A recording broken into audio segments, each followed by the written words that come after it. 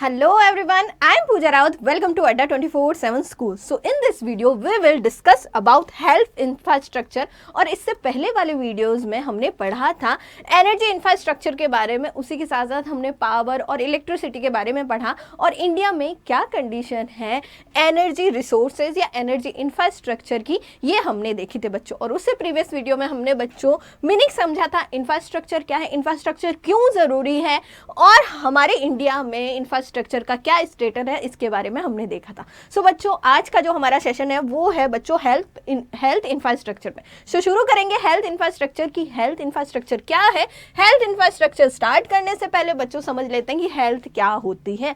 Health क्या होती है, क्यों एक हेल्दी पर्सन की ज़रूरत होती है इकोनॉमी में, या फिर हम हमारे घर में जहाँ पे हम रहते हैं, जहाँ पे हम काम करते हैं, जहाँ पे हम पढ़ते हैं, वहाँ क्यों हेल्दी पर्सन की ज़रूरत होती है, या फिर हमारे पेरेंट्स या सभी लोग क्यों कहते हैं कि एक भाई आपको एक अच्छा बेटर लाइफ जीना है सो हेल्दी होना चाहिए। सो ऐसा क्यों है, क्यों ज़रूरी है? सो सिंपल है बच्चों कि एक जो हेल्दी पर्सन होता है वो काम अच्छे से कर सकता है, वो पढ़ाई अच्छे से कर सकता है, वो प्रोडक्टिव अच्छे से हो सकता है। वहीं जहाँ एक अनहेल्दी पर्सन है, क्या वो काम अच्छे से कर पाएगा? अगर हेल्दी पर्सन से कंपेयर करें सो क्या जो अनहेल्दी पर्सन है क्या वो सही से काम कर पाएगा या वो सही से पढ़ाई कर पाएगा? आप ही समझो, जैसे आप अभी पढ़ाई कर रहे हो, अगर आप अभी बीमार हो, जितना आप हेल्दी हो के पढ़ाई कर पाओगे उतना जब आप बीमार हो तब कर पाओगे। आपकी प्रोडक्टिविटी में बच्चों वहाँ कहीं ना कहीं वो इफेक्ट डालती है। ठीक है बच्चों, सो हेल्थ हमारे लिए क्या है, हेल्थ क्यों ज़रूरी है, हेल्दी होना क्यों ज़रूरी है? सो हम कहेंगे बच्चों हेल्थ क्या है। WTO ने हेल्थ के लिए बच्चों डेफिनेशन दी है। WTO हमारा WHO World Health Organization, WHO ने बच्चों डेफिनेशन दी है। हेल्थ क्या है?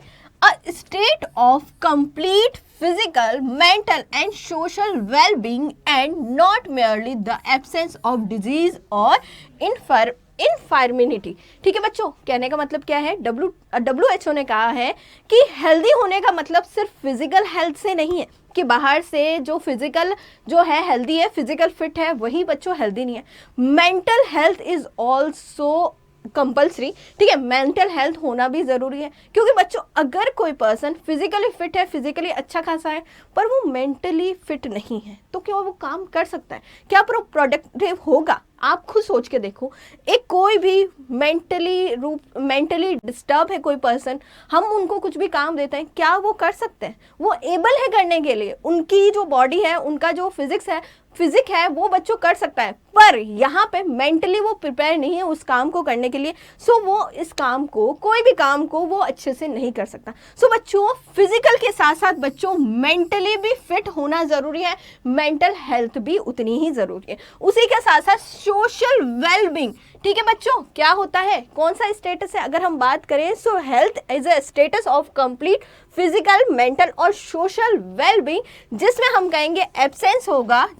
इसका मतलब ये नहीं है कि not a absence of merely disease and infirmity. ठीक है बच्चों, सो यहाँ पे हमने देखा कि हेल्थ क्यों ज़रूरी है। अब बच्चों हेल्थ एक इंफ्रास्ट्रक्चर के लिए क्यों ज़रूरी है और हेल्दी पर्सन की इकोनॉमिक में क्यों ज़रूरी होती है, तो इसके बारे में समझेंगे। Health is not only absence of disease but also the ability to realize one's potential. It is a yardstick to one wellbeing. अगर हम कहें मैं हेल्थ का मतलब ये नहीं है कि किसी भी तरह की कोई डिजीज़ ना हो, ऐसा ज़रूरी है नहीं भाई। जो हमारे डॉक्टर्स होते हैं, वो हॉस्पिटल्स होते हैं, वो क्या डिजीज़ को रोक सकते हैं? नहीं रोक सकते, बस वो प्रिवेंट करते हैं ना, उनका इलाज करते हैं। सो मैम हम कहेंगे हेल्थ का मतलब ये नहीं है कि हम सिर्फ क्या कर रहे हैं, हम डिजीज को खत्म कर रहे हैं। इसका मतलब ये भी है बच्चों, इससे क्या होगा, एबिलिटी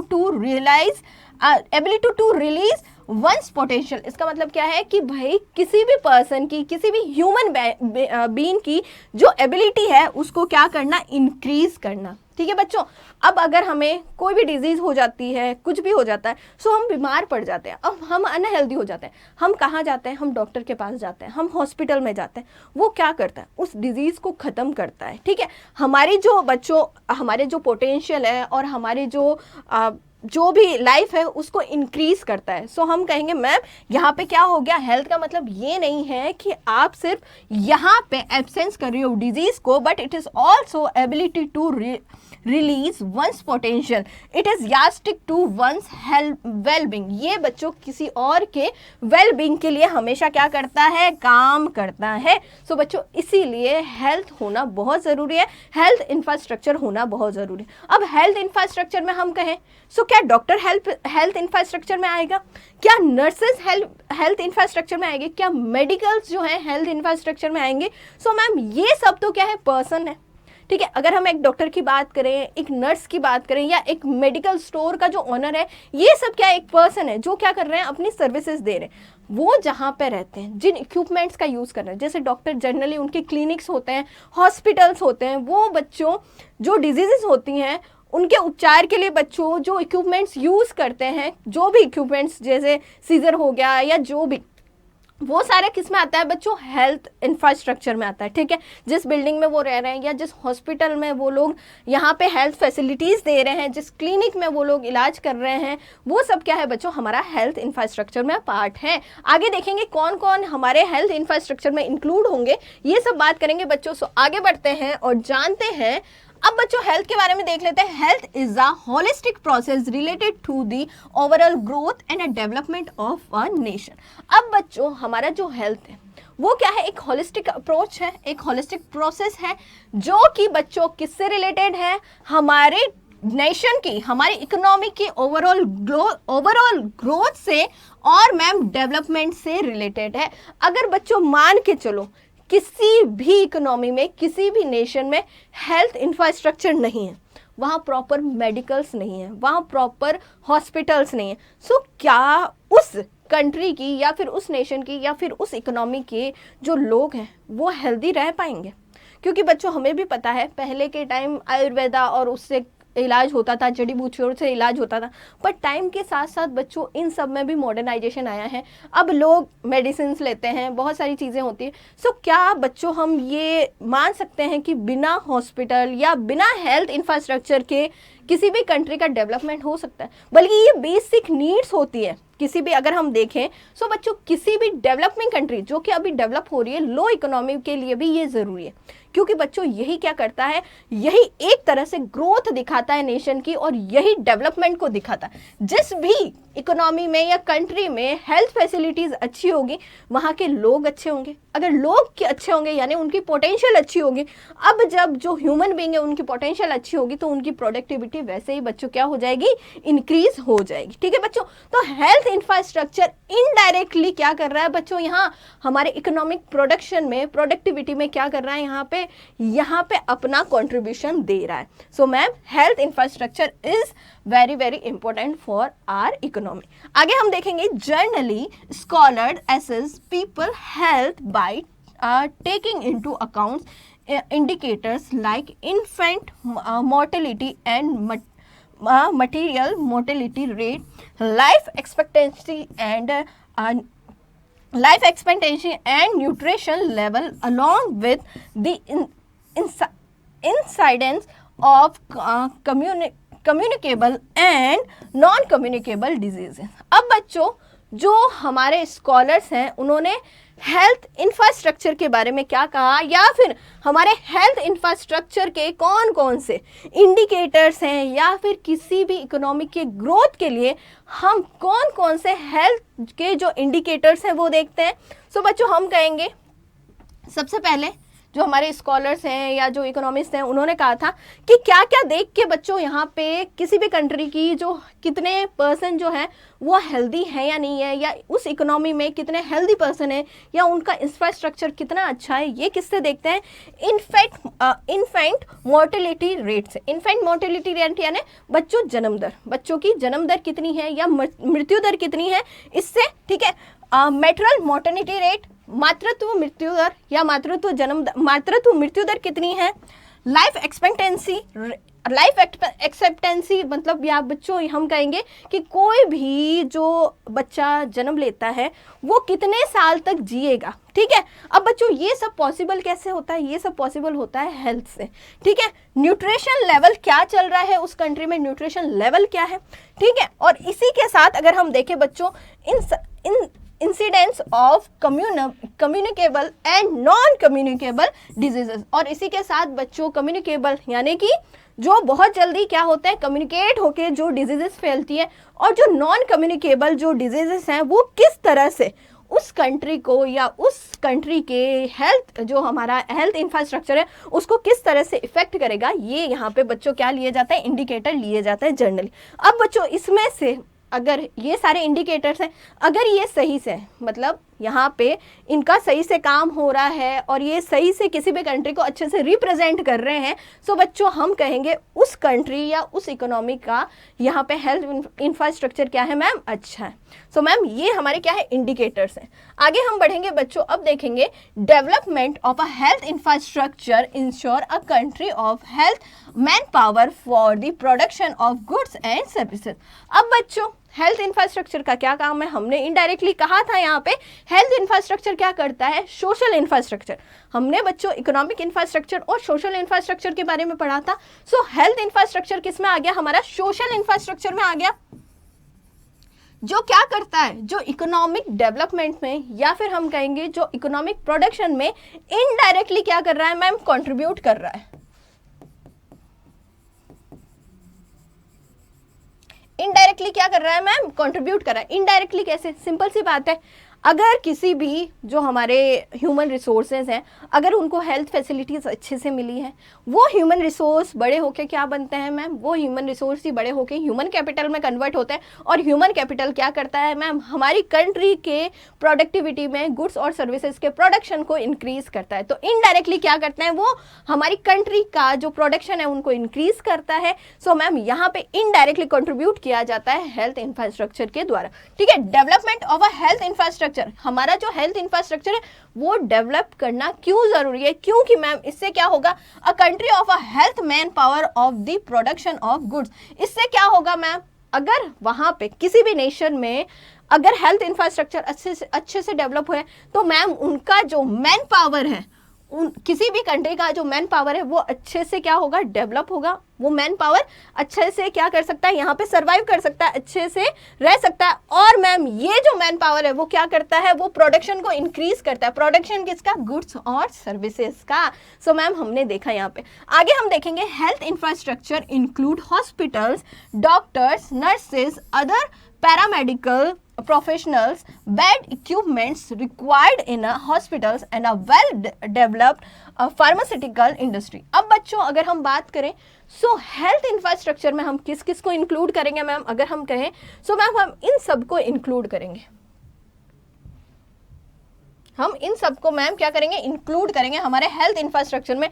कौन कौन हो गए, हॉस्पिटल हो गए, जहाँ पे क्या होता है, जहाँ पे जो पेशेंट्स होते हैं जिनको भी डिजीज हो रखी हैं या एक्सीडेंट के केसेस आते हैं उनका इलाज कहाँ होता है, हॉस्पिटल में होता है, ठीक है। डॉक्टर्स हो गए, नर्सेज हो गई, अदर पैरामेडिकल प्रोफेशनल्स हो गए, बेड हो गए, इक्विपमेंट्स जो यूज आते हैं बच्चों हमारे हेल्थ इंफ्रास्ट्रक्चर में या किसी भी डिजीजेस के हम यहाँ पे बच्चों उपचार करते हैं उनमें काम आते हैं, वो सारे इक्विपमेंट्स, बेड हो गए, इक्विपमेंट्स हो गए required in a hospitals and a well developed pharmaceutical industry. और जो फार्मास्यूटिकल इंडस्ट्री है जो क्या करती है, मेडिसिन बनाती है, जो ड्रग्स बनाती है, वो भी बच्चों किस में आ जाएगी, यहाँ पे इसमें इंक्लूड हो जाएंगी।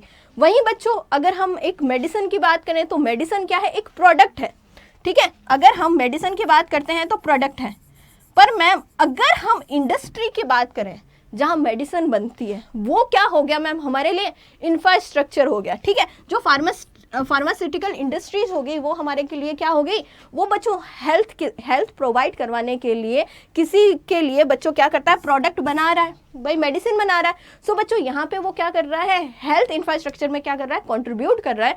सो यहाँ पे फार्मास्यूटिकल इंडस्ट्रीज भी क्या होगी, इंक्लूड हो जाएगी हमारी हेल्थ इंफ्रास्ट्रक्चर। सो बच्चों हमने देखा हेल्थ क्या है, हेल्थ क्यों ज़रूरी है, हेल्थ के इंडिकेटर्स किसी भी कंट्री में हम क्या क्या देखते हैं, उसी के साथ हम बात करेंगे मैम हेल्थ इंफ्रास्ट्रक्चर में हमने किस किस को इंक्लूड किया। सो बच्चों ये हमने देखा। अब बच्चों आगे बढ़ेंगे और बात करेंगे, it is also true that mere presence of a health infrastructure is not sufficient to have healthy people. The same should be accessible to all people.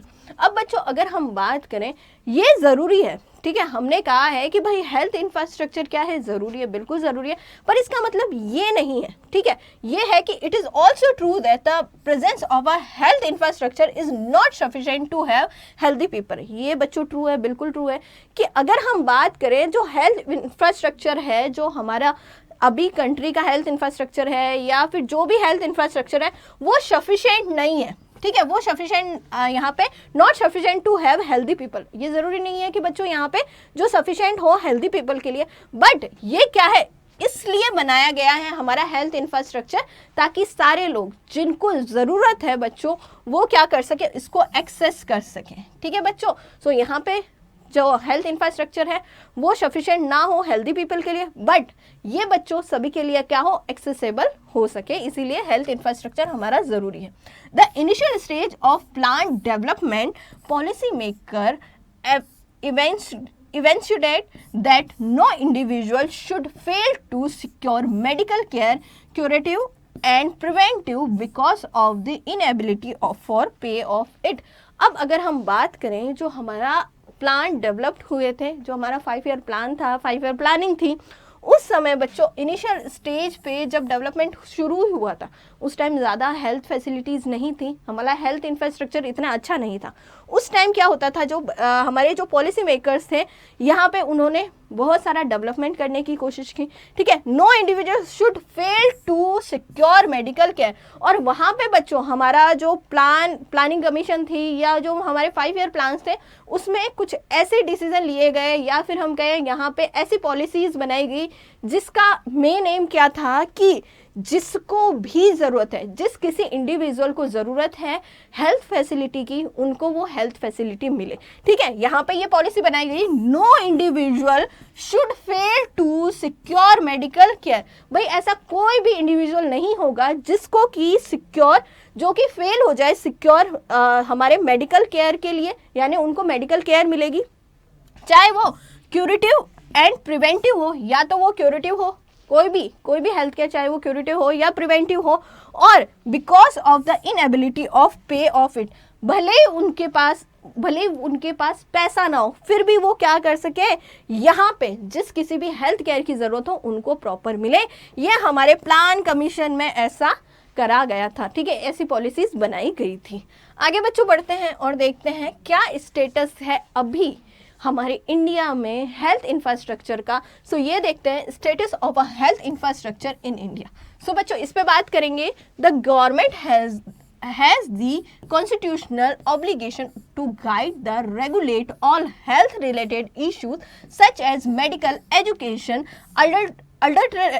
adulteration of food, drugs and poisons, medical profession, vital statistics, mental deficiency and lenses, ठीक है बच्चों। सो अगर हम बात करें, government ने बच्चों क्या करा है, the government has a constitutional obligation to guide and regulate.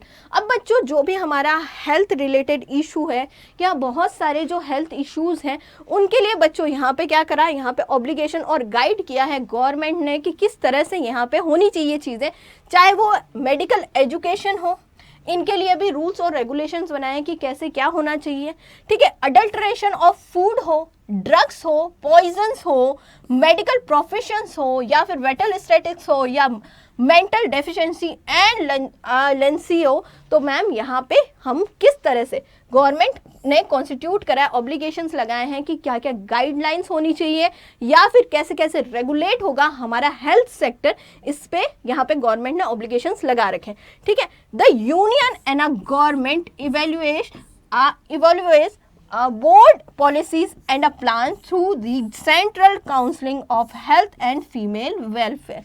अब बच्चों हमारी यूनियन गवर्नमेंट है, सेंट्रल गवर्नमेंट है, इन्होंने बच्चों यहाँ पे जो है central council of health and female welfare के लिए बोर्ड्स भी बना रखे हैं, जो क्या करते हैं बच्चों, ये प्लान और पॉलिसीज बनाते हैं विमेन हेल्थ के लिए, फैमिली जो वेलफेयर है या फिर जो हमारा हेल्थ इश्यूज है इनके लिए। सो बच्चों यहाँ पे गवर्नमेंट का क्या क्या सपोर्ट है हमारे हेल्थ इंफ्रास्ट्रक्चर में ये लिखा हुआ है। आगे हम देख लेते हैं बच्चों करंट जो है हमारा स्टेटस देख लेते हैं। हमारा जो status of health infrastructure in India है ये दिया हुआ है बच्चों कब से कब तक था। तो अगर हम पब्लिक हेल्थ इंफ्रास्ट्रक्चर की बात करें जिसमें सिर्फ गवर्नमेंट क्या कंट्रीब्यूट करा है, गवर्नमेंट ने हमारे हेल्थ इंफ्रास्ट्रक्चर में इंडिया में, ये देखेंगे बच्चों 1951 से लेकर 2018 तक का डेटा दिया हुआ है। सो बच्चों इसमें देखते हैं कितने क्या चेंजेस हुए।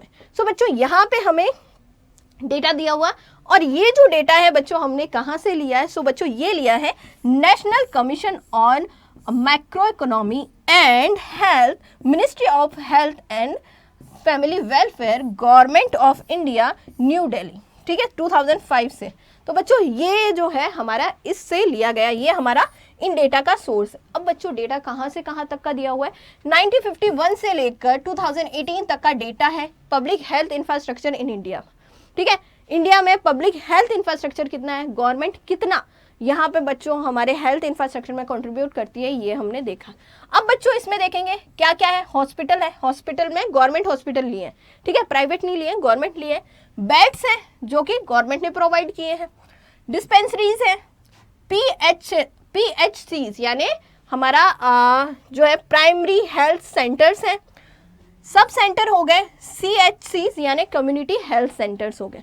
सो बच्चों यहाँ देखते हैं पब्लिक सेक्टर में कितना क्या हुआ है। सो अगर हॉस्पिटल की बात करें, सो 1951 में हॉस्पिटल्स थे बच्चों 2694 जो थे बच्चों क्या थे, हॉस्पिटल्स है, गवर्नमेंट हॉस्पिटल, जो बढ़ के धीरे धीरे 2018 में कितने हुए, 25,778। गवर्नमेंट बेड्स की बात करें सो 1951 में बेड्स से बच्चों 1,70,000 वहीं बच्चों धीरे धीरे इंक्रीज हुए बेड, और अब अगर हम 2018 का देखें तो अब है 7,13,986 जो है बेड्स हैं। वहीं बच्चों अगर डिस्पेंसरी की बात करें तो डिस्पेंसरी 1951 में कितनी थी, 6,600 थी, वहीं ये बढ़ के 2018 में कितनी हो गई, 27,951 हो गई। PHC की बात करें, प्राइमरी हेल्थ सेंटर्स होते हैं, इनकी बात करें सो मैम 1951 में कितने थे, 725 थे, जो बढ़ के 2018 में कितने हो गए, 25,743 हो गए। वहीं मैम सब सेंटर की बात करें सो 1951 में तो थे नहीं, सो 1981 की बात करें तो 84,736 थे, और 2018 में बढ़ के कितने हो गए, 1,58,417 हो गए।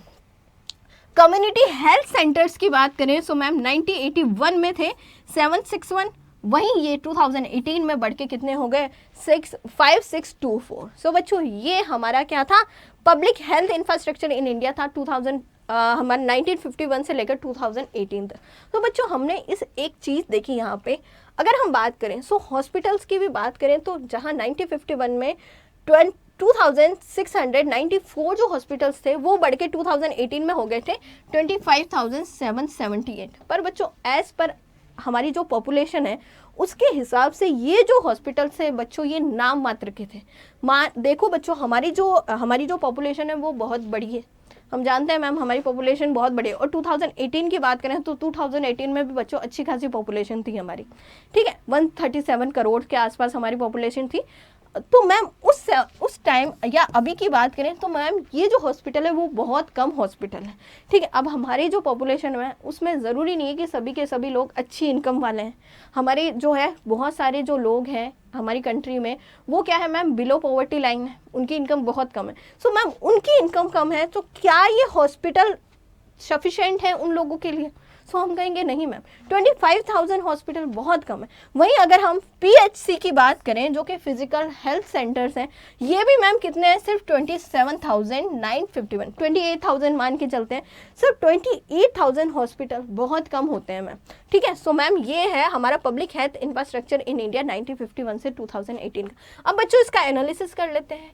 सो हम कहेंगे over the years India has build a vast health infrastructure and man power at a different level. So बच्चों अगर हम इस डेटा को एनालाइज करें, सो बच्चों इस डेटा को एनालाइज करने से हमें पता चलता है कि इंडिया में क्या हुआ है, जो हेल्थ इंफ्रास्ट्रक्चर है उसमें क्या हुआ है, इंक्रीज हुआ है, और man power at a different level. और मैम जो मैन पावर है वो भी क्या हुए, इंक्रीज हुए हैं। तो यहाँ पे हमने देखा क्योंकि हॉस्पिटल इंक्रीज हो गया, इंफ्रास्ट्रक्चर इंक्रीज होगा, सो मैन पावर भी क्या होगा मैम, इंक्रीज होगा। At the village level, a variety of hospitals, technically known as primary health centers, have been set up by the government. वहीं बच्चों जो विलेज लेवल पे है या रूरल एरिया में है, जो गवर्नमेंट है उन्होंने क्या करा, बहुत सारे हॉस्पिटल या टेक्निकली जिसको हम क्या कहते हैं, जो छोटे छोटे जो हॉस्पिटल होते हैं जहाँ पे प्राइमरी क्या मिलती है, हेल्थ फैसिलिटीज़ मिलती है, उनको हम किस नाम से जानते हैं मैम, प्राइमरी हेल्थ सेंटर के नाम से, जिसको हम शॉर्ट फॉर्म में PHCs लिखते हैं। ठीक है, प्राइमरी हेल्थ सेंटर वहाँ पे गवर्नमेंट ने सेट किया। उससे ऊपर लेवल पे अगर हम बात करें, सो डिस्ट्रिक्ट लेवल पे या स्टेट लेवल पे जो कम्युनिटी हेल्थ सेंटर है वो हुए थे। ठीक है मैम, या बड़े बड़े हॉस्पिटल बनाए थे। आगे हम देखेंगे, India also has a large number of hospitals run by the voluntary agency and the private sector. ये सच है बच्चों। अगर हम बात करें इंडिया में जो हेल्थ इंफ्रास्ट्रक्चर है उसमें सबसे ज़्यादा जो लोग हैं या सबसे ज़्यादा जो सेक्टर है वो कौन सा है, प्राइवेट सेक्टर है। गवर्नमेंट से कंपेयर करें तो प्राइवेट सेक्टर ज़्यादा है हेल्थ इंफ्रास्ट्रक्चर में। और बच्चों अगर हम बात करें लार्ज नंबर ऑफ हॉस्पिटल्स हैं वो किसके हैं, प्राइवेट सेक्टर के हॉस्पिटल्स ही हैं। ठीक है, वॉलंटरी एजेंसीज जो हैं जो हमारे प्राइवेट सेक्टर हैं। ठीक है मैम, तो अगर बात करें तो गवर्नमेंट से ज़्यादा क्या है हमारी कंट्री में, जो प्राइवेट हॉस्पिटल्स हैं वो ज़्यादा है। These hospitals engage professionals and paramedical professionals trained in a medical pharmacy and a nursing colleges. अब बच्चों ये जो हॉस्पिटल होते हैं ये इंगेज होते हैं किसमें, ये प्रोफेशनल्स एंड पैरामेडिकल प्रोफेशनल को ट्रेंड करने में ये इंगेज होते हैं। उसी के साथ साथ ये मेडिकल फार्मेसी और नर्सिंग कॉलेजों में भी क्या करते हैं, इनके होते हैं। ठीक है, यानी कि ये एजुकेशन भी प्रोवाइड करते हैं ये हॉस्पिटल, ये मेडिकल फार्मेसी और नर्सिंग कॉलेजेस भी प्रोवाइड करते हैं, मतलब इनके ओपन हो रखे होते हैं। वहीं बच्चों ये प्रोफेशनल्स बनाते हैं या फिर पैरामेडिकल प्रोफेशनल ट्रेंड करते हैं। सो मैम बहुत ज़्यादा कंट्रीब्यूशन हम कहेंगे प्राइवेट सेक्टर का है हमारे इंडिया के हेल्थ इंफ्रास्ट्रक्चर में। पर मैम हम जानते हैं कि एक प्राइवेट हॉस्पिटल में बहुत अच्छी अच्छी फैसिलिटीज़ मिलती है, बहुत अच्छे अच्छे डॉक्टर होते हैं, पर मैम उनके चार्जेस भी क्या होते हैं, बहुत ज़्यादा होते हैं। एक नॉर्मल, एक बिलो पॉवर्टी लाइन वाला जो पर्सन है, क्या वो प्राइवेट सेक्टर में अपना इलाज कर पाएगा? ये हमारे लिए बच्चों बहुत बड़ी बात होती है। और ऐसा नहीं होता है जहाँ पहले हम जानते हैं गवर्नमेंट सेक्टर के हॉस्पिटल होते हैं वहाँ पे बच्चों प्रॉपर इलाज नहीं मिलता। सो कोई भी पर्सन जिसको डिजीज़ हो रखी है, जिसकी इनकम बहुत कम है, वो प्राइवेट हॉस्पिटल में जाता है। सो प्राइवेट हॉस्पिटल में इतना ज़्यादा बच्चों रेट होती है जो एक पर्सन पे नहीं कर पाता है। सो वहाँ पे बच्चों हमारे लिए प्राइवेट हॉस्पिटल का ज़्यादा दबदबा हमारे हेल्थ इंफ्रास्ट्रक्चर के लिए भी क्या है, गलत है। यहाँ पे गवर्नमेंट इंफ्रास्ट्रक्चर, गवर्नमेंट को ज़्यादा आना चाहिए हेल्थ इंफ्रास्ट्रक्चर को में, यहाँ पे हॉस्पिटल्स या फिर अदर जो हमारे हेल्थ इंफ्रास्ट्रक्चर में कंट्रीब्यूशन है वो बढ़ाना चाहिए गवर्नमेंट को। आगे हम बात करेंगे बच्चों, During 1951 to 2018, the number of government hospitals and dispensaries together increased from 9,300 to 53,800 and hospital bed from 1.2 to 7.1 lakh। वहीं बच्चों अगर हम बात करें गवर्नमेंट का भी थोड़ा बहुत इंक्रीमेंट हुआ था हमारे हेल्थ इंफ्रास्ट्रक्चर में, वो ये हुआ था 1951 से लेकर 2018 में हम कहें। सो हमारे गवर्नमेंट हॉस्पिटल्स जो हैं बच्चों वो इंक्रीज हुए थे, गवर्नमेंट हॉस्पिटल और डिस्पेंसरीज जो हैं वो इंक्रीज हुई थी। पहले थी 9300, वहीं बढ़ के कितनी हो गई 53 और 800। ठीक है, दोनों का हमने इंक्लूड करा है। वहीं अगर हॉस्पिटल बेड्स की बात करें, जो जहाँ पे 1953 में थे 1.2 लाख, वहीं बढ़ के कितने हो गए थे 7.1 लाख हो गए थे। आगे हम बात करेंगे बच्चों, nursing personnel increase from 18,000 to 30 lakh and the allopathic doctor from 62,000 to 11.5 lakh.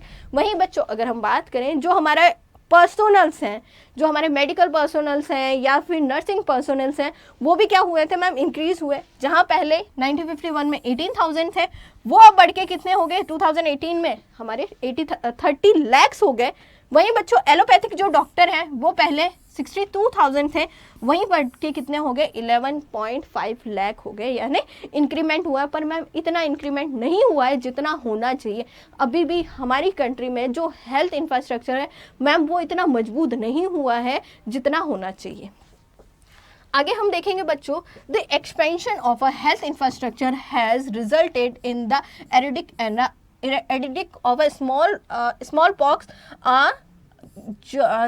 gunius worms and the near eradication of polio and leprosy. अगर हम बात करें, ये जो हेल्थ इंफ्रास्ट्रक्चर जो एक्सपेंड हुआ है, जो बढ़ा है, इसकी वजह से मैम अगर हम देखें हमारी इकोनॉमी में सो बहुत सारी जो डिजीजेस हैं वो कम हुए। जैसे हम स्मॉल पॉक्स की बात करें, इसमें कमी आई है, ठीक है, जो वॉर्म्स है उसमें कमी आई है, या फिर हम कहें जो पोलियो और लिप्रेसी है इसमें भी क्या आई है मैम, कमी आई है। अब तो मैम अगर हम पोलियो के देखें तो पोलियो के जो केसेस हैं वो इंडिया में अब देखने को नहीं मिलते। पोलियो एक तरह से इंडिया से क्या हो गया, चला गया। वहीं लेप्रेसी भी बच्चों ऐसे ही है, लेप्रेसी भी क्या हो गया हमारी कंट्री से लगभग बहुत ज़्यादा कम हो गया। पोलियो तो ख़त्म ही हो गया, हमारा भारत है वो पोलियो मुक्त भारत है। वहीं लेप्रेसी की जो रेट है वो बहुत ज़्यादा कम हो गई थी। बचपन में शायद आपने भी बच्चों पोलियो की दवाएं पी होगी, तो वो बच्चों इसीलिए क्योंकि हमारा जो हेल्थ इंफ्रास्ट्रक्चर है जो इंक्रीज़ हुआ है, इसकी वजह से ये जो सारी डिजीजेस हैं वो क्या हो गई, धीरे धीरे बहुत ज़्यादा कम हो गई। आगे बढ़ते हैं बच्चों। अब बच्चों हेल्थ सिस्टम इन इंडिया के बारे में बात करते हैं। सो हेल्थ सिस्टम इन इंडिया की अगर हम बात करें, सो मैम प्राइमरी 3 टायर का हमारे इंडिया में सिस्टम है। पहला है primary, secondary and tertiary sector है। सो प्राइमरी, सेकेंडरी और टर्शरी सेक्टर है। प्राइमरी जो है बच्चों कहाँ है, रूरल एरिया में या विलेज एरिया में हमारा प्राइमरी हेल्थ सेक्टर है, जिसमें क्या होता है education concerning prevailing health problems and method of identifying, preventing and controlling them. अब बच्चों जो हमारे हेल्थ सेक्टर है वो क्या करते हैं, जो एजुकेशन हमने जो ली है किसकी, हेल्थ प्रॉब्लम्स को प्रिवेंट करने की, और हम यहाँ पे क्या देखते हैं, मेथड देखते हैं, आइडेंटिफाई करते हैं, प्रिवेंटिंग करते हैं और कंट्रोल करते हैं डिजीजेस को। सो इसकी एजुकेशन, ठीक है। अब बच्चों promotion of a food supply and a proper narration nutrition of adequate supply of water and basic sanitation.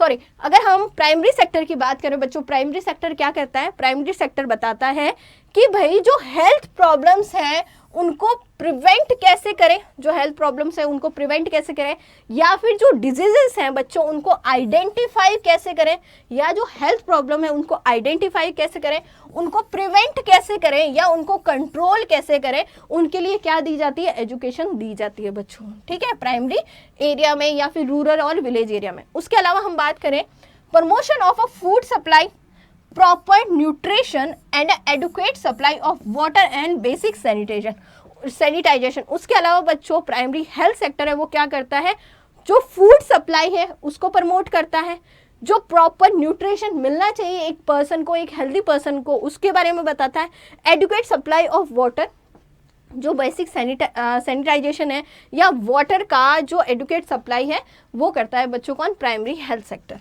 और maternal and a child health care, वहीं बच्चों ये क्या करता है, यहाँ पे maternal and child health care को ध्यान में रखता है। ये प्राइमरी लेवल पे होता है, ठीक है। अगर डिजीजेस ज़्यादा होती है बच्चों सेकेंडरी और टर्शरी लेवल पे उनको मूव कर दिया जाता है। Immunisation against major infection diseases and injuries. उसी के अलावा बच्चों ये जो बहुत सारे मेजर जो इन्फेक्शन होते हैं, डिजीजेस होते हैं और इंजरीज होती है, इनके लिए क्या करता है, इम्यूनेशन करता है, ठीक है। Promotion of mental health and provision of essential drugs. वहीं बच्चों ये क्या करता है, जो मेंटल हेल्थ है उनके लिए क्या करता है, उनके लिए प्रमोशन करता है। वहीं बच्चों कि भाई मेंटल हेल्थ क्या होती है, कैसे हो सकता है इसका इलाज, इसके लिए प्रमोशन किया जाता है। और मैम प्रोविजंस बनते हैं किसके लिए, एसेंशियल ड्रग्स जो है उनके लिए प्रोविजंस बनते हैं। So ma'am primary health sector ये सब कुछ करता है। यहाँ पे हम देख सकते हैं प्राइमरी हेल्थ सेंटर के ये सारे काम हैं, ठीक है मैम, आगे बढ़ते हैं और जानते हैं। अब बच्चों अगर हम बात करें प्राइमरी हेल्थ सेंटर में क्या क्या इंक्लूड है, सो ऑक्सिलरी नर्सिंग मिडवाइफ जिसको हम ANM कहते हैं is the first person who provides primary health care in a rural area. Primary health care in rural area में कौन प्रोवाइड करता है? एंड ANM करती है। ठीक है, आपने बच्चों सुना भी होगा ANM के बारे में। सो ANM का फुल फॉर्म क्या हो गया? Auxiliary nursing midwife. ठीक है, आगे हम देखते हैं बच्चों, provide primary health care hospital have been set up a villages and small town which are generally managed by the single doctor, a nurse and a limited quantity of medicines। ठीक है बच्चों, अगर हम बात करें जो ये प्राइमरी जो हेल्थ सेंटर्स हैं या प्राइमरी हेल्थ जो सेक्टर है वो कहाँ पे मिलते हैं हमें?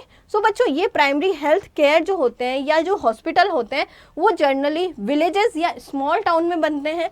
उसी के अलावा बच्चों इसको मैनेज कौन करता है? अगर हम देखें सो सिंगल डॉक्टर मैनेज करते हैं, नर्स होती है, एक ही डॉक्टर होगा। जो हॉस्पिटल्स होते हैं ना, जो प्राइमरी हेल्थ केयर होते हैं जैसे प्राथमिक स्वास्थ्य केंद्र है, सो बच्चों मैम इसमें क्या होता है? एक ही डॉक्टर होता है, नर्स होती है और मैम लिमिटेड क्वांटिटी में क्या होता है? मेडिसिन होती हैं। ठीक है बच्चों, उसी के आगे बात करें, they are known as primary health centre PHC, community health centre CHC and sub centre. अब मैम इसमें किस किस को इंक्लूड करेंगे हम प्राइमरी हेल्थ सेक्टर में? सो मैम यहाँ पे कौन कौन हो गया? Health centre, primary health centre PHC, community health centre CHC and sub centre इसमें इंक्लूड होंगे। सो मैम ये था हमारे प्राइमरी हेल्थ सेक्टर के बारे में। जो छोटी मोटी डिजीजेस हैं इनका इलाज यहीं पे किया जाता है। आगे हम देखेंगे सेकेंडरी हेल्थ केयर इंस्टीट्यूशंस के बारे में। So secondary health care institution कौन से हो गए? जो हमारा सेकेंड टायर है, hospital which have better facility of surgery, x-ray, electrocardiograms, ECG and called secondary health care institution. जो बच्चों प्राइमरी हेल्थ केयर में क्या था? एक डॉक्टर था, नर्सेस थी और थोड़ी बहुत मेडिसिन से क्या होता था? वहाँ पे इलाज किया जाता था।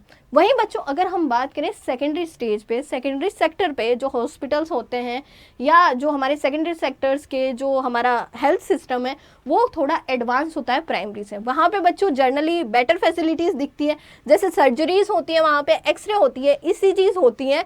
सो बच्चों ये सारी जो है फैसिलिटीज़ मिलती है। सो हम कहेंगे ये वाला क्या है? सेकेंडरी हेल्थ केयर इंस्टीट्यूशन है। They function both as primary health care provider and also provide better health care facilities. They are mostly located in a district headquarters and in a big town. ये generally बच्चों कहाँ located होते हैं? ये district और big towns में located होते हैं। और मैम ये क्या करते हैं? ये प्राइमरी, ये जो है बोथ जो है फंक्शंस यहाँ पे फॉलो करते हैं।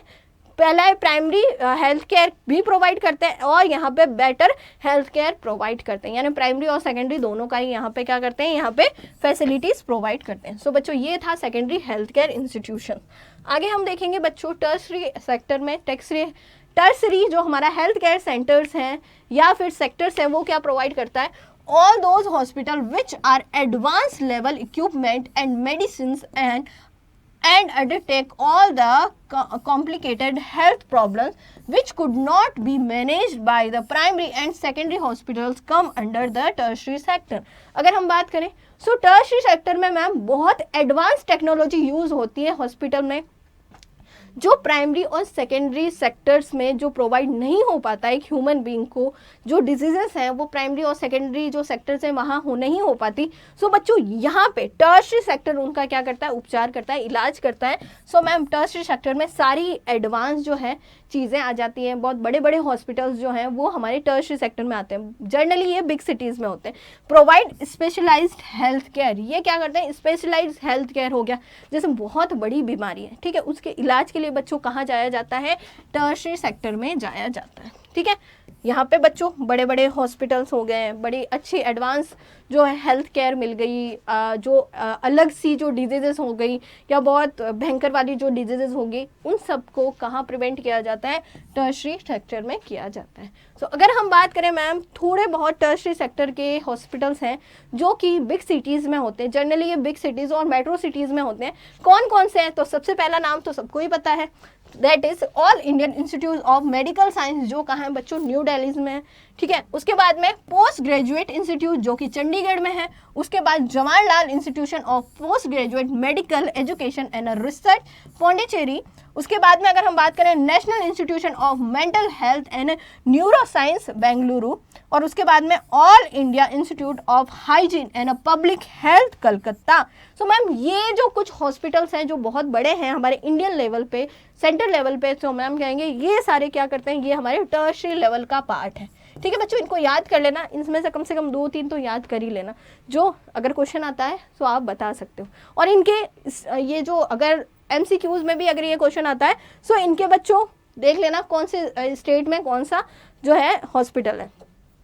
ठीक है बच्चों, आगे हम बढ़ेंगे। अब बच्चों प्राइवेट सेक्टर हेल्थ इंफ्रास्ट्रक्चर की बात करें, प्राइवेट और पब्लिक की बात करेंगे। पब्लिक तो हमने देख लिया, अब प्राइवेट के बारे में बात करेंगे। सो प्राइवेट हेल्थ इंफ्रास्ट्रक्चर कहेंगे, while the public health infrastructure has not so successful for delivering the good about which we will study more in the next section. Private sector has grown by the leaps and bounds. अब बच्चों जो lapse हुआ है, जो gap आया है health sector में, health infrastructure में, सो मैम उसको यहाँ पे फुलफिल करने की कोशिश किसने की है, प्राइवेट सेक्टर ने की है, क्योंकि गवर्नमेंट यहाँ पे क्या हुई, अनसक्सेसफुल हो गई हेल्थ फैसिलिटीज़ देने में। ठीक है, a study reported that more than 70% of the hospital in India are run by the private sector. और ये बच्चों हमने पहले से ही चर्चा कर ली थी कि इंडिया में सबसे ज़्यादा % हॉस्पिटल किसके हैं, सो मैम प्राइवेट सेक्टर के हॉस्पिटल हमें देखने को मिलते हैं। ठीक है बच्चों, जहाँ पे क्या है, बहुत एडवांस टेक्निक है, डॉक्टर अच्छे हैं, नर्सिंग स्टाफ अच्छा है, फैसिलिटीज़ अच्छी है, पर हर कोई ये फैसिलिटीज़ नहीं ले सकता। आगे बढ़ते हैं बच्चों, देखते हैं। They control nearly 2/5 of the bed available in the hospital, nearly 60% of dispensaries are run by the same private provider. अगर हम बात करें 70% हॉस्पिटल किसके हैं, प्राइवेट सेक्टर के हैं। वही बच्चों 2/5 ऑफ द बेड अवेलेबल करवाता है कौन, ये प्राइवेट हॉस्पिटल्स।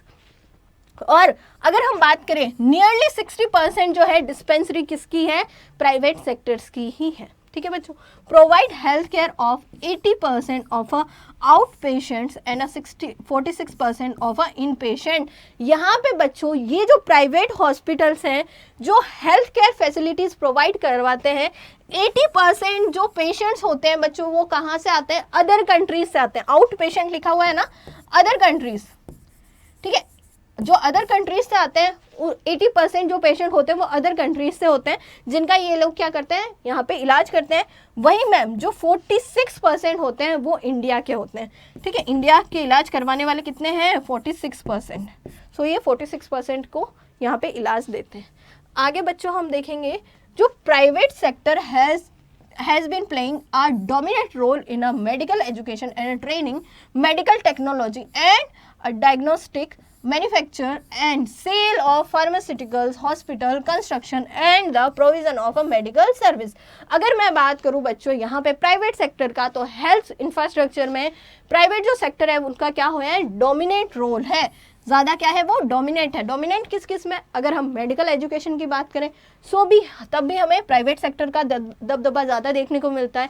अगर हम यहाँ पे एजुकेशन और ट्रेनिंग की बात करें, मेडिकल टेक्नोलॉजी की बात करें तो भी हमें प्राइवेट सेक्टर दिखता है, डायग्नोस की बात करें तो भी यही दिखता है, मैन्युफैक्चरिंग की बात करें और सेल ऑफ फार्मास्यूटिकल की बात करें, यानी जो ड्रग्स, जो दवाइयाँ, जो मेडिसिन बनती है उनकी मैन्युफैक्चरिंग और सेल में भी क्या है, प्राइवेट सेक्टर सबसे आगे है। हॉस्पिटल कंस्ट्रक्शन की बात करें and provision of medical services की बात करें, सो मैम इसमें इन सब में हमें जो जितना भी हेल्थ इंफ्रास्ट्रक्चर है उन सब में हमें यहाँ पे प्राइवेट सेक्टर का जो रोल है वो क्या मिलता है, डोमिनेंट रोल देखने को मिलता है। In 2001 or 2, there were more than 13 lakh of medical enterprises employed 22 lakh people. More than 80% of them were single person owned and operated by one person, occasionally employing a hired worker। अगर हम बात करें ma'am 2001 और 2 की, सो हमें यहाँ पे देखने को मिलता है कि यहाँ पे more than 13 lakh medical enterprises जो हमारे, यानी हमें देखने को मिलता है कि 13 लाख जो मेडिकल एंटरप्राइजेस है, इससे ज़्यादा 13 लाख से ज़्यादा जो मेडिकल एंटरप्राइजेस हैं वो बच्चों कितनों को एम्प्लॉय दे रहा है, मतलब उनके वहाँ कितने लोग एम्प्लॉयड हैं, 22 लाख या इससे ज़्यादा जो लोग हैं वो एम्प्लॉयड हैं, और मोर देन 80% ऑफ देम, और उसमें से बच्चों 80% जो है या फिर 80% से ज़्यादा हमें देखने को मिलता है वो क्या है, single person owned and operated by one person. ठीक है, यहाँ देखने को मिलता है जो क्लिनिक्स नहीं होते हैं बच्चों जिसमें एक सिंगल डॉक्टर बैठता है, ठीक है, ये हमें सबसे ज़्यादा देखने को मिलता है, जिसमें क्या है सिर्फ एक ही हायर्ड वर्कर, जिसमें वो एक ही वर्कर को हायर करते हैं या फिर खुद ही क्या होते हैं पूरे क्लिनिक को संभालते हैं। सो बच्चों ये रिपोर्ट कहती है, ठीक है। मेडिकल एंटरप्राइजेज 13 लाख से ज़्यादा मेडिकल एंटरप्राइजेज देखने को मिलती है, और 22 लाख जो है क्या है उसमें एम्प्लॉयड है, जो जनरली हमें 80% हमें क्या दिखता है, एक सिंगल डॉक्टर ही क्या दिखता है, एक सिंगल पर्सन ही क्या है उनको चला रहा है, उन मेडिकल एंटरप्राइजेस को चला रहा है। और उसमें भी बच्चों कुछ कुछ ऐसे हैं जिन्होंने सिर्फ एक ही एम्प्लॉय को क्या कर रखा है, हायर कर रखा है, ये हमें देखने को मिलता है। आगे हम कहेंगे ma'am, scholar point out that the private sector in India has grown inadequately without any major regulation. Some private practitioners are not even registered doctor and are known as quacks. ठीक है मैम, अगर हम बात करें so private sector जो है हमारे India में बहुत क्विकली क्या हो रहा है मैम, ग्रो कर रहा है, ठीक है, इंडिपेंडेंटली क्या कर रहा है, ग्रो कर रहा है बिना किसी जो मेजर रेगुलेशंस हैं उसके। अगर हम देखें तो बहुत सारे जो प्राइवेट प्रैक्टिस करते हैं, जो डॉक्टर की प्रैक्टिस करते हैं, वो क्या कहते हैं, इवन वो तो रजिस्टर्ड भी नहीं होते हैं, ठीक है, नॉट इवन रजिस्टर्ड, यानी वो क्या होते हैं, एक तरह से फर्जी डॉक्टर होते हैं, एंड उसको हम क्या कहते हैं, क्विक्स कहते हैं, ठीक है, उनको हम क्या कहेंगे, क्विक्स कहेंगे। आगे हम देखेंगे बच्चों, since the 1990s opening a liberalization measure, many non-resident Indians and industrial and pharmaceutical companies have set up state-of-the-art super specialist hospitals to attract India's rich and medical tourists। अगर हम बात करें 1990 में, 1990 और 1991 में जो हमारा क्या हुआ था, इकोनॉमिक रिफॉर्म हुआ था, और मैम लिबरलाइजेशन की जो पॉलिसीज़ हैं वो एक्सेप्ट की गई थी। अब इनको एक्सेप्ट करने से क्या हुआ, बहुत सारे नॉन रेजिडेंट इंडियंस जो हैं और इंडस्ट्रीज एंड फार्मास्यूटिकल कंपनीज जो हैं वो सेट हुई, ठीक है, और इनके सेट होने से बच्चों क्या हुआ, यहाँ पे उन हॉस्पिटल्स, नए नए हॉस्पिटल्स बने, और यहाँ पे क्या हुआ, अट्रैक्ट करने के लिए ये हॉस्पिटल क्यों बने मैम, जो रिच है, जो हमारे कंट्री के या जो फॉरेन के जो पीपल है जिनको डिजीज हो रखे हैं उनको अट्रैक्ट करने के लिए, ठीक है, attract rich Indian rich and a medical tourist को अट्रैक्ट करने के लिए ये बनाए गए थे। आगे हम देखेंगे मैम, अगर हम बात करें मेडिकल टूरिज्म, जो कि हमारे लिए नया वर्ड आया है, इसके बारे में समझ लेते हैं। तो मेडिकल टूरिज्म क्या है, medical tourism a great opportunity. Medical tourism क्या होता है, जैसे सिंपल सी बात है, हमारी कंट्री है इंडिया, उसी के साथ हम कंट्री ले लेते हैं, हमारी नेबर कंट्री ले लेते हैं पाकिस्तान। अब पाकिस्तान में बच्चों मेडिकल फैसिलिटीज़ अच्छी नहीं है, वहाँ पे बच्चों किसी भी पर्सन को कोई डिजीज़ हो जाती है, कोई बहुत ज़्यादा बड़ी डिजीज़ हो जाती है, सो बच्चों वहाँ से वो दूसरी कंट्री में क्या करते हैं, अपना यहाँ पे ट्रीटमेंट करने के लिए आते हैं। अब जैसे पाकिस्तान से कोई भी पर्सन इंडिया में, कोई भी पेशेंट इंडिया में ट्रीटमेंट करवाने आया, सो बच्चों इसको क्या कहेंगे, हम मेडिकल टूरिज्म कहेंगे, ठीक है बच्चों। यहाँ पे मेडिकल टूरिज्म है, इसमें अपने इंडिया को नई अपॉर्चुनिटीज़ दिखती है, और मैम इसमें क्या है, जो प्राइवेट सेक्टर है वो क्या है, सबसे आगे है। वहीं हम कहेंगे, you might have seen heard on a TV news on related newspaper about foreigners flocking to India for surgeries, liver transplants, dental and even cosmetic care. Why? Because Indian health service combine the latest medical technologies with a qualified professional and are cheaper for foreigners as compared to the cost of similar healthcare services in their own countries। यहाँ पे हमें generally बच्चों सुनने भी मिलता है, देखने को भी मिलता है कि बहुत सारे फॉरेनर्स जो हैं वो इंडिया में आ रहे हैं। इंडिया में क्यों आ रहे हैं, इंडिया में सर्जरीज करवाने के लिए आ रहे हैं, लीवर ट्रांसप्लांट कराने के लिए आ रहे हैं, डेंटल और इवन जो कॉस्मेटिक केयर हैं उनके लिए आते हैं। क्यों आते हैं, क्योंकि बच्चों इंडिया की जो हेल्थ सर्विसेज हैं वो क्या है, इसमें लेटेस्ट मेडिकल टेक्नोलॉजी का यूज़ हो रहा है, क्वालिफाइड प्रोफेशनल है इंडिया में, और मैम यहाँ पे यहाँ पे जो फॉरेनर्स हैं उनको बहुत चीपर रेट पे क्या मिल रहा है, ट्रीटमेंट मिल रहा है, हेल्थ केयर मिल रही है, ठीक है, compare to cost of a similar health care services in their own country. उनकी जो कंट्री है उनमें जो सर्विसेज हैं, जो हेल्थ केयर सर्विसेज जो उनको चाहिए वो बहुत ज़्यादा कॉस्ट में मिलती है, वहीं इंडिया में बहुत चीपर कॉस्ट में उनको ये सारी फैसिलिटीज़ मिल जाती है। In 2016 as many as 2,01,000 foreigners visit India for medical treatment and this figure is likely to increase by 15% each year।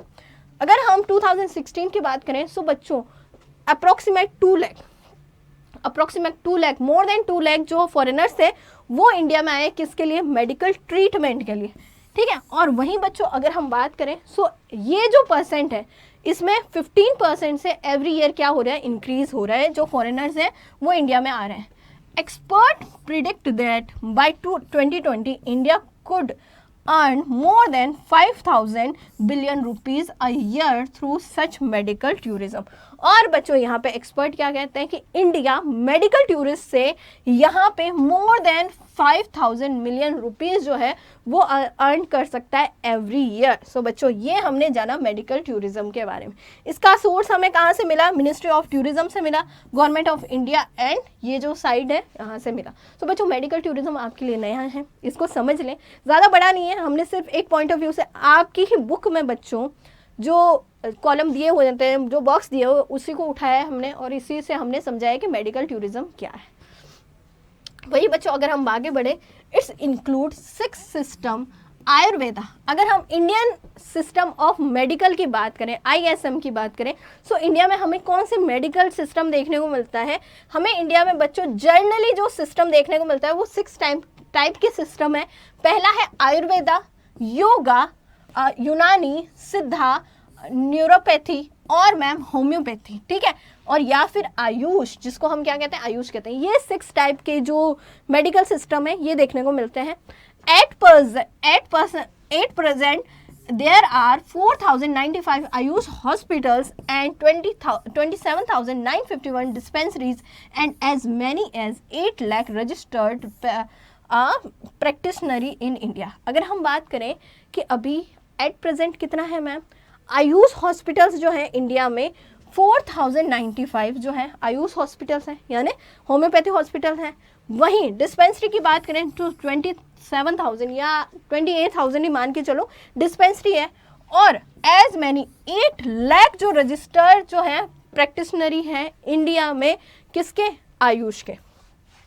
ISMs have huge potential and can solve a large part of our healthcare problems because they are effective, safe and inexpensive। अगर हम बात करें ma'am ये जो ISM है, जो हमारा Indian system of medicine है, ये मैम क्या है, ये जो लार्ज पार्ट है हमारे हेल्थ केयर का, जो प्रॉब्लम्स होती है उनको सॉल्व करता है, ठीक है, हेल्थ केयर प्रॉब्लम्स को सॉल्व करता है।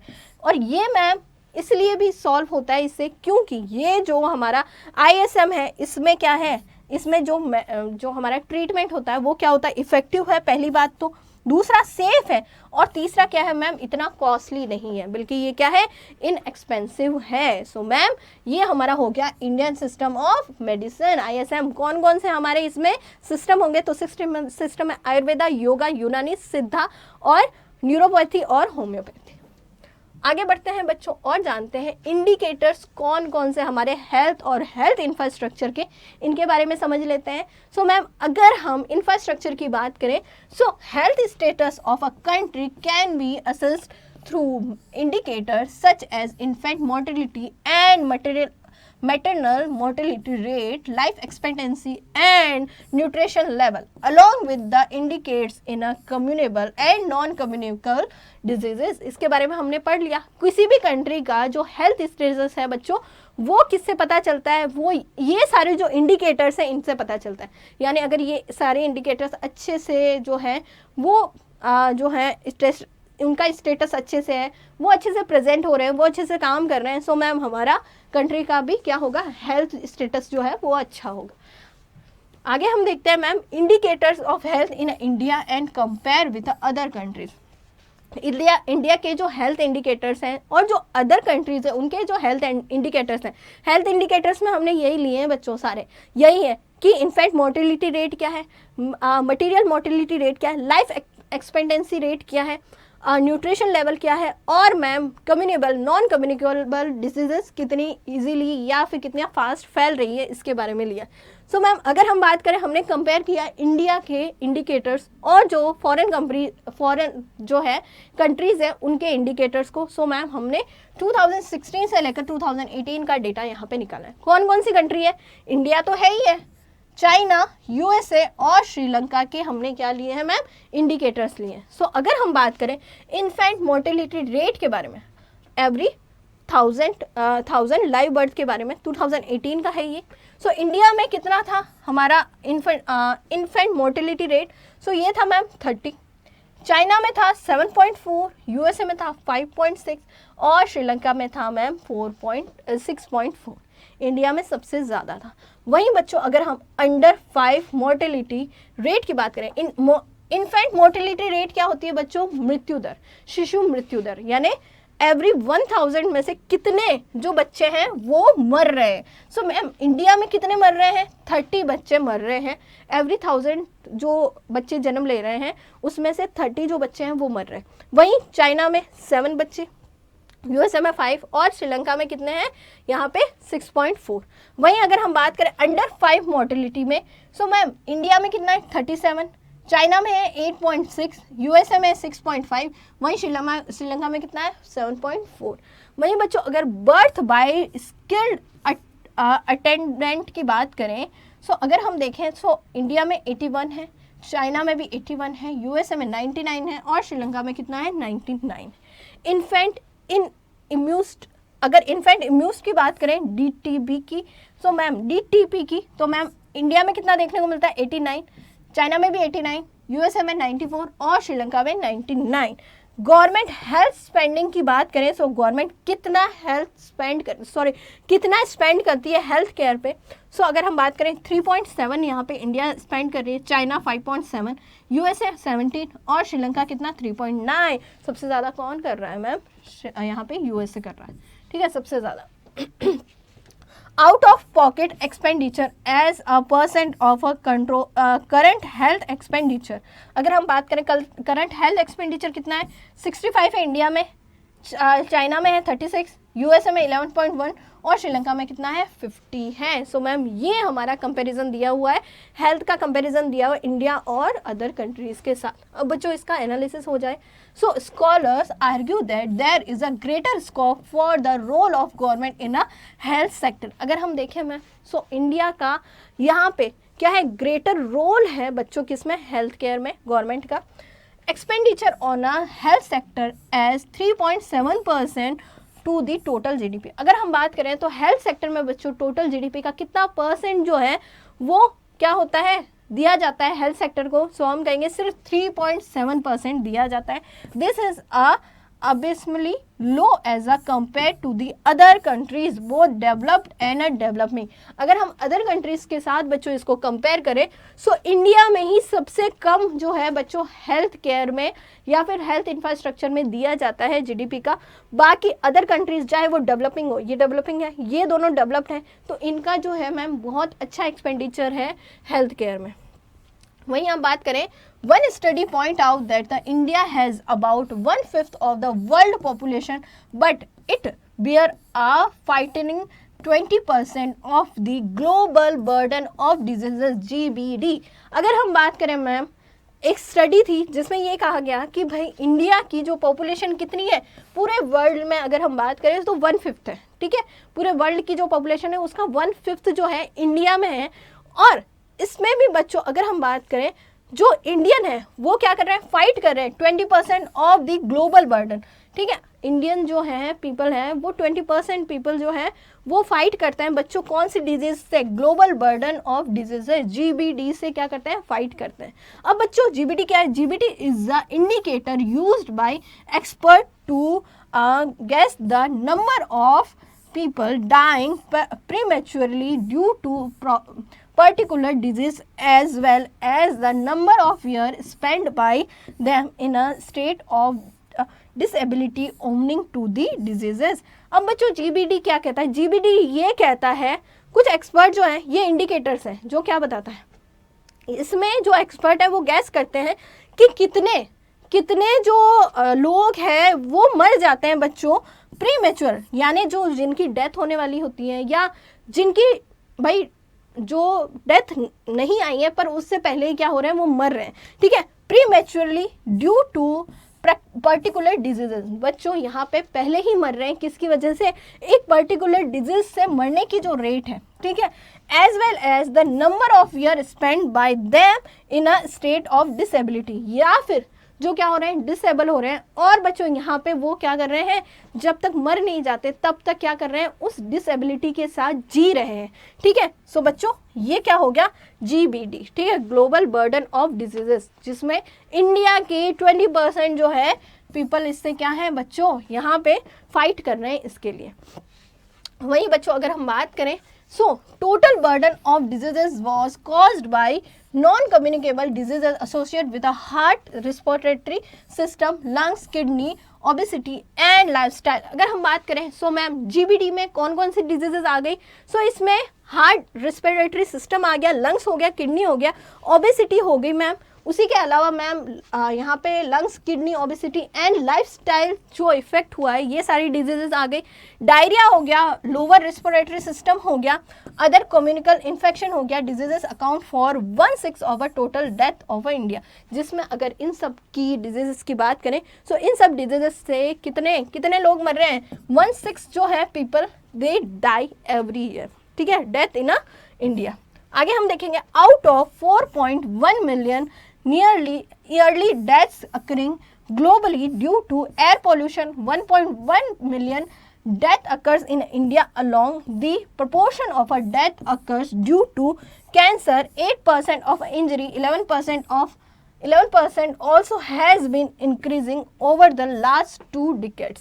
अगर हम बात करें मैम इंडिया में डेथ की क्या कंडीशन है, कितने लोग किससे मरते हैं, सो मैम 4.1 मिलियन जो है अर्ली डेथ होती है किससे, अगर हम बात करें एयर पोल्यूशन से, जो 1.1 मिलियन जो डेथ होती है इंडिया में वो एयर पोल्यूशन से हो रही है, ठीक है। उसके अलावा जो पोर्शन ऑफ डेथ्स है वो हो रही है 8% जो हो रही है वो इंजरीज, सॉरी कैंसर से 8% है, इंजरीज से 11% है, और मैम और ये क्या हो रही है increase over the last 2 decade, और इससे क्या हुआ लास्ट 2 डिकेड से क्या हो रही है ये मैम इंक्रीज हो रही है लगातार। आगे बढ़ते हैं बच्चों और समझते हैं at present less than 20% of the population utilize public health facility, और अभी भी हम बात करें सो लेस देन 20% जो हमारी पॉपुलेशन है वो अच्छे से हेल्थ फैसिलिटीज़ उनको मिल पा रही है। Over 38% of a PHC have the required number of doctor. अब बच्चों 38% PHCs बना के रख दिए, छोड़ दिए, पर उनमें डॉक्टर ही नहीं है। 38% ऐसे PHCs हैं जिसमें डॉक्टर ही नहीं है, ठीक है। Only 30% of a PHC have a sufficient stock of medicine. वहीं सिर्फ 30% जो PHC है, जो हमारे प्राइमरी हेल्थ सेंटर्स हैं उसमें जो 30% है उन्हीं में क्या है बच्चों मेडिसिन का स्टॉक है। आगे बढ़ते हैं बच्चों, अब रूरल और अर्बन का एक बार देख लेते हैं, पुअर और यहाँ पे जो रिच है उनको देख लेते हैं। सो अगर अर्बन और पुअर की बात करें, people living in a rural area do not have sufficient medical infrastructure. ये तो हम जानते हैं बच्चों, जो रूरल एरिया में रहते हैं उनको ढंग से हम यहाँ पे जो है हेल्थ जो इंफ्रास्ट्रक्चर है वो नहीं मिल पाता। Only 1/5 of its hospital include private hospital are located in a rural area, और सिर्फ 1/5 जो हॉस्पिटल है वही क्या है प्राइवेट को भी इंक्लूड कर लेते हैं उसमें, वो लोकेटेड कहाँ इंडिया में रूरल एरिया में। Rural area has only about half of a number of dispensary out of about 7.13 lakh bed in a government hospital, roughly 30% of are available in a rural area, जिसमें से 7.13 beds जो है वो rural area में bed आपको government hospital में दिख जाएगा, और 30% जो है मैम क्या है यहाँ पे, जो इसमें 30% ही क्या है मैम 7.13 का 30% निकाल लो जो हमें यहाँ पे रूरल एरिया में गवर्नमेंट बेड्स मिल जाएंगे। आगे बच्चों देखेंगे, there are only 0.3 hospital for every 1 lakh people in a rural area. Every 1 lakh में सिर्फ बच्चों कितने हॉस्पिटल हैं 0.36 हॉस्पिटल हमें देखने को मिलते हैं। अर्बन एरिया में यही बच्चों कितना परसेंट है 3.6 है, एवरी 1 लाख पे 3.6 हॉस्पिटल देखने को मिल जाएंगे। PHC located in a rural area do not even offer x-rays and a blood testing facilities which is city traveler and constitutes basic health care। वहीं बच्चों अगर हम बात करें तो रूरल एरिया में ना तो कोई भी अच्छी फैसिलिटी जैसे एक्सरे है, ब्लड टेस्टिंग है, जो ये बेसिक फैसिलिटीज़ हैं ये भी देखने को नहीं मिलती। वहीं बच्चों अर्बन एरिया में बहुत अच्छी अच्छी फैसिलिटीज़ देखने को मिल जाती हैं। State like Bihar, Madhya Pradesh, Rajasthan and Uttar Pradesh are relatively lagged behind the health care facility. वहीं बच्चों जो 4 स्टेट है, बिहार हो गया, राजस्थान हो गया, उत्तर प्रदेश, मध्य प्रदेश, यहाँ पे जो हेल्थ फैसिलिटी है बच्चों वो क्या है, बहुत ज़्यादा कम है। आगे हम देखेंगे village have no access to any specialised medical care like प्रीडिक और गायनोकोलॉजिस्ट और एंथेस्टिक्स एंड ऑब्स्टेट्रिक। यानी बच्चों जो मेडिकल जो स्पेशलिस्ट मेडिकल जो केयर है वो बच्चों विलेज में वैसे भी नहीं देखने को मिलती है। Shortage of a doctor in a rural area, जो हमने देख लिया बच्चों शॉर्टेज बहुत ज़्यादा है रूरल एरिया में। अब बच्चों पुअर और रिच की बात कर लेते हैं, तो पुअर और रिच की बात करेंगे। So study point of that poorest 20% poors of the India living in a both urban and a rural area. वहीं बच्चों अगर हम बात करें सो अराउंड 20% पुअर जो है वो कहाँ है, रूरल एरिया में है, ठीक है। नहीं, वो अगर हमारी पॉपुलेशन की बात करें जिसमें से 20% जो है, point of that poorest 20% of India living in a both urban and rural area. Urban और रूरल एरिया में मान के चलते हैं कि कितने हैं, नियरेस्ट 20% जो है वो लोग रहते हैं। 12% of their income on a health care while the rich spend only 2%। जिसमें से जो पुअर है बच्चों वो 12% जो है इतना जो है इनकम अपनी हेल्थ केयर पे लगाते हैं। वहीं जो अर्बन है वहीं जो रिच है बच्चों सिर्फ 2% अपना जो हेल्थ केयर है उस पर अपनी इनकम को लगाते हैं। When the poor fell sick, many have to sell their land and even plug their children to afford treatment। अगर बच्चों बहुत सारे जो पुअर है जब वो सिक हो जाते हैं, जब उनको कोई डिजीज़ हो जाती है, तब उनको इलाज करवाने के लिए, ट्रीटमेंट करवाने के लिए क्या करना पड़ता है, अपनी लैंड को क्या करना पड़ता है, सेल करना पड़ता है, या फिर क्या करना पड़ता है, यहाँ पे प्लेज पे रखना पड़ता है, ठीक है, या फिर उनके their children to afford treatment, ठीक है, ताकि उनके बच्चे क्या कर सकें, यहाँ पे उनका अच्छे से ट्रीटमेंट कर सकें। Since government run hospital do not provide sufficient facilities, the poor are driven the private hospitals which make them inadequate for ever indebted forever else they opt to die। अगर हम बच्चों देखें तो गवर्नमेंट हॉस्पिटल जो है वो ढंग से सफिशेंट जो फैसिलिटीज़ है वो प्रोवाइड नहीं करवाती।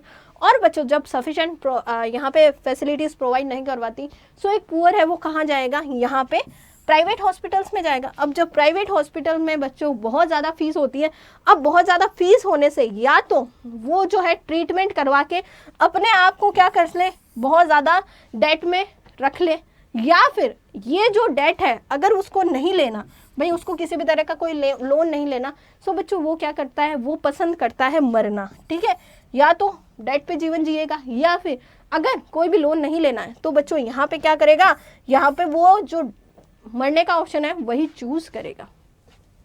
आगे बढ़ते हैं बच्चों। अब बच्चों वुमेन हेल्थ केयर के बारे में भी देख लेते हैं कि इंडिया में वुमेन हेल्थ की क्या कंडीशन है। सो अगर हम बात करें sufficient many disadvantage as compare to man in the area of education, participation in economic activity and health care. यहाँ पे बच्चों अगर मैन हेल्थ केयर की बात करें और वुमेन हेल्थ केयर की बात करें, सो जैसे एजुकेशन में, पार्टिसिपेशन, वर्क में हमें देखने को मिलता है, वैसे ही वुमेन हेल्थ केयर में भी हमें क्या देखने को मिलता है, बहुत ज़्यादा गैप देखने को मिलता है। Deterioration of the child sex ratio in the country from 927 in 2001 and 919 in 2011 point that a growing incidence of the female foeticid।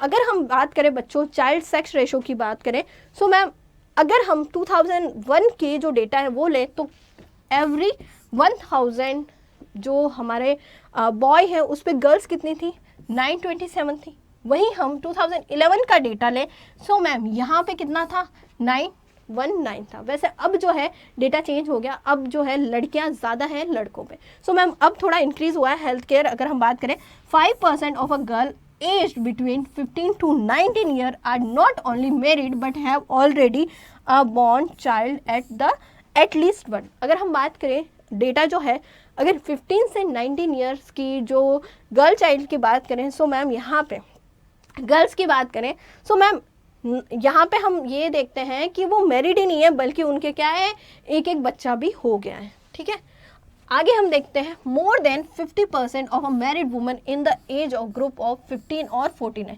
अगर हम देखें बच्चों, तो ज़्यादातर हमें जो मैरिड वुमेन्स हैं वो देखने को मिलती है, और वहाँ पे बच्चों उनकी एज कितने से कितने के बीच है, 15 to 49 ईयर के बीच है। एंड इनमें सबसे ज़्यादा क्या देखने को मिलती है, कॉमन डिजीज इनमें एनीमिया एंड हमारा न्यूट्रिशनल जो है nutritional anemia caused by iron deficiency and this has not declined since 2005। अगर हमें ज़्यादा देखने को मिलता है तो वुमेन हेल्थ केयर में हमें देखने को मिलता है कि एनीमिया जो है सबसे ज़्यादा है। अब ये एनीमिया होगा किससे, सो मैम यहाँ पे डिसएफिशिएंसी होगी किसकी, आयरन की, ठीक है, विटामिन की। सो मैम ये क्या हो रहा है, एनीमिया के जो डिजीजेस हैं, एनीमिया यानी क्या होता है कि बॉडी में जो खून है, जो ब्लड है वो कम बनता है। ठीक है मैम, ये जो है वो सबसे कॉमन डिजीज़ है, और ये 2005 से क्या हो रही है, डिक्लाइन ही नहीं देख रहे हैं हम, ये इंक्रीज ही हो रही है। The GBD study 2007 report that the premature death due through neonatal disorder tops in both the year 2007 and 2017 in this has not declined since 2005। अगर हम देखें GBD की जो रिपोर्ट है, स्टडी है 2017 पे, इन्होंने एक रिपोर्ट दी थी कि प्री मेच्योर जो डेथ है वो हो रही है नियोनेटल डिसऑर्डर से, और ये जो नियोनेटल डिसऑर्डर है वो 2017 और 2008 हमारे 7 में दोनों में ही क्या है मैम, ज़्यादा देखने को मिली है। वहीं 2005 से इसमें कोई भी कमी नहीं आई है। सो बच्चों ये था वुमेन हेल्थ केयर के लिए। अगर हम हेल्थ इंफ्रास्ट्रक्चर की बात करें, सो हेल्थ इंफ्रास्ट्रक्चर में हमें क्या क्या सुधार के लिए सजेशन देने चाहिए, सो हम कहेंगे health is a vital public goods and a basic human rights. All citizen can get better health facility in a public health services are decentralize. यहाँ पे बच्चों लोगों को, पब्लिक्स जो है उनको यहाँ पे जो पब्लिक गुड्स है या बेसिक ह्यूमन राइट्स है हेल्थ हर पर्सन का, और अगर हम बात करें ऑल सिटीज़न, उनको बेटर हेल्थ फैसिलिटी या पब्लिक जो है सर्विसेज यहाँ पे क्या होनी चाहिए, जो है उनका डिसेंट्रलाइजेशन होना चाहिए। जितना पब्लिक जो सर्विसेज है उनका डिसेंट्रलाइजेशन होगा, उतना इकोनॉमी में क्या होगा बच्चों, ग्रोथ होगा। Success is the long term battle against diseases depends on educational and efficiency health infrastructure. वहीं बच्चों अभी भी बच्चों हमें आगे जाने की ज़रूरत है, अभी भी इन सब पे बात करने की ज़रूरत है। Critical to create awareness on the health and hygiene and provide sufficient efficient system. और बच्चों अभी भी गवर्नमेंट को क्या प्रोवाइड करने की ज़रूरत है, हेल्थ के लिए या हाइजीन के लिए अवेयर करने की ज़रूरत है लोगों को, क्योंकि हमारे देश में, हमारी कंट्री में हेल्थ और हाइजीन से होने वाली जो डिजीज़ेज़ हैं वो बहुत जल्दी फैलते हैं। वही मैम प्रोवाइड करने की ज़रूरत है क्या, efficient system, efficient health system provide करने की ज़रूरत है। सो मैम आज के सेशन में हमने देखा कि हेल्थ इंफ्रास्ट्रक्चर क्या है। हेल्थ इंफ्रास्ट्रक्चर में जितने पॉइंट हमने इंडिया के प्रोस्पेक्टस से पढ़े सारे ही इंपॉर्टेंट है। सो बच्चों आई होप सो कि आपको ये लेक्चर पसंद आया होगा। Thank you.